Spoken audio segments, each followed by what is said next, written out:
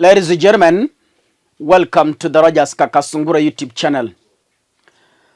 I want to advise the government, that is the Kenya Kwanza government.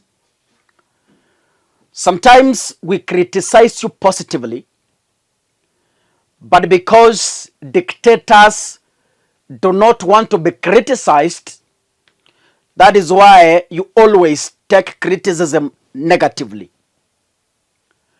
When William Ruto became the president,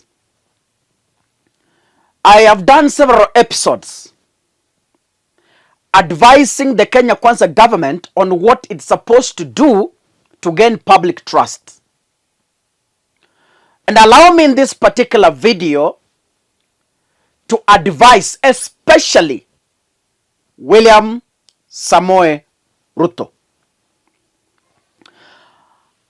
A good leader or a competent leader who can be recorded in the books of history is a leader who provides quality services to his people.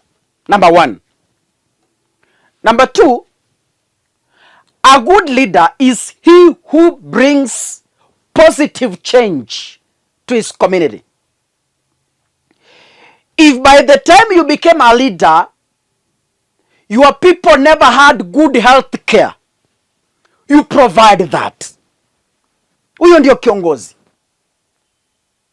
By the time you were assuming power, if your people didn't have quality education, as a good leader, that is what you're supposed to provide. When you came into power, if young people didn't have jobs, as a good leader, you create jobs. That is when you become competent. Allow me to address this issue. The problem we are having in Kenya, I don't know if it's across Africa, is when a new president assumes office, we scrap off the efforts of the first president and then we begin from scratch. Let me give you an example. The Kenya Kwanza government, the Jubilee government that was in power for 10 good years, came up with what we call universal health care, where we had NHIF, we had Linda Mama, and other benefits that women could enjoy in hospital. And even us.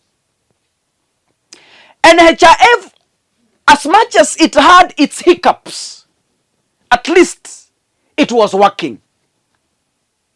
Now, when William Ruto was disbanding NHIF, I raised concerns and asked him, Mr. President, if you think NHIF didn't meet your expectations, why then didn't you carry on with it, but make it better to suit what you want? Instead of scrapping the whole system, instead of firing more employees, and rebranding to the failed Social Health Insurance Authority, Social Health Authority, SHA, you could have taken up, because you were deputy president alongside with President Uhuru Kenyatta for 10 years. You had a better understanding of NHIF. If it didn't work as you wished, because at that time you had no power, now you are the CIC, why can't you take up NHIF and make it better? We came to the new funding model of universities. Model 1, 2, 3, 4 until 5. In this very same platform, I told William Ruto, why can't we proceed with NHIF, with help, but we make it better as you want?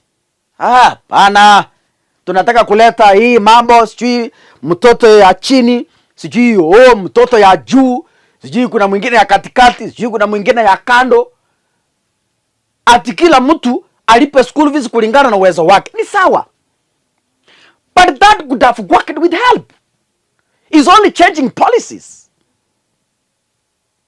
Yani, every 5 years, we keep on bringing new things, scrapping off those ones that are working, already existing because of greed. Now, today, you've seen the Technical University of Kenya students joining lecturers over pay. Wamaana wanafunzi wa Kenyatta University, they are protesting because help has not been dispersed. Wamaana wanafunzi wa University of Nairobi, they are on the streets. Kwa nini? Help has not been dispersed. Now, the latest news indicates that the government of Kenya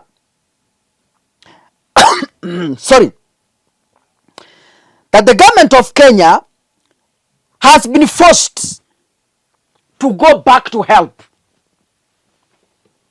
Yes, lazima tutarudi huko tena. Hata hii munaita sijui SHA and SHU, bado tutarudi nyumbani. NHIF, the old system. So as we speak, the news reaching my desk indicates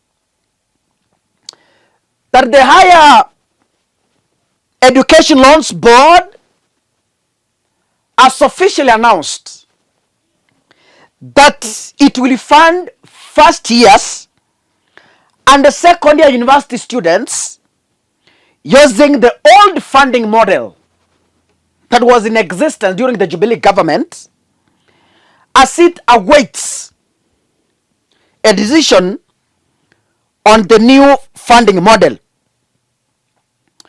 Ladies and gentlemen, the new funding model was introduced in 2023, maybe because people wanted to loot money. Why can't we as a people, Kenya is a developing nation. Mimi nataka nimwambie Ruto, hautaonekana kuwa mtu mjinga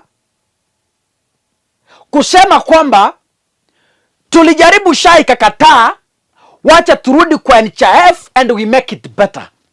In fact, you become more competent than letting SHA fail completely, and your legacy is ruined. You cannot lose manhood by saying the new funding model has some problems. We were doing a survey and it has failed. What do we do?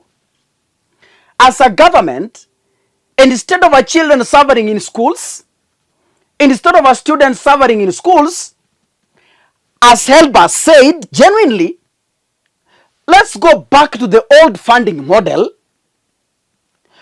as we look at this one.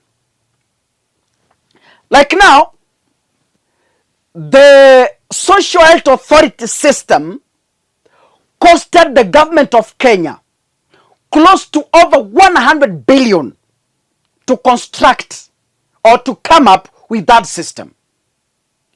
It is so frustrating that a government can spend over 100 billion taxpayers' money to do something, and then the very same people who are paying the same tax, they tell you, that system is always down and it doesn't work. They are not lying. Truly, when you also accept, because the members of parliament, early to UDA, the likes of Kimani Ichung'wah, recently accepted, yes, the system that is used to run the SHA is not working. So if it doesn't work, these are patients who can't wait. What do we do? Turudi kwa NHIF? Bas! Tuendelee kujenga hii. Ikikuwa tayari, bas, tutarudi huko. Na tukifanya piloting tuone haiwezi, wacha turudi kwa NHIF, we make it better than the SHA. But you carry over 100 billion, you go buy a system, that system doesn't work. So as a leader of a country, what legacy are you leaving after your leadership? Anyway, I hope this will sink to the people of Kenya kwanza. And whoever reaches the president, please advise him. Advise him. Wacha kukuwa na misimamo mikali. You will lose nothing by reverting back some policies. Go back to the old systems. Na tusonge mbele. Utaandikwa kwa vitabu vya historia that when William Ruto came into office, he bettered and NHIF ikakuwa nzuri zaidi.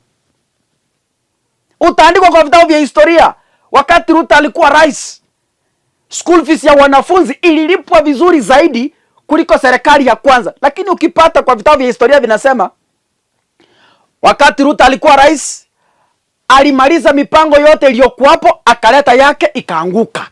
So you create a bad name to your children. Anyway, God bless you. See you in the next episode. Asanteni sana.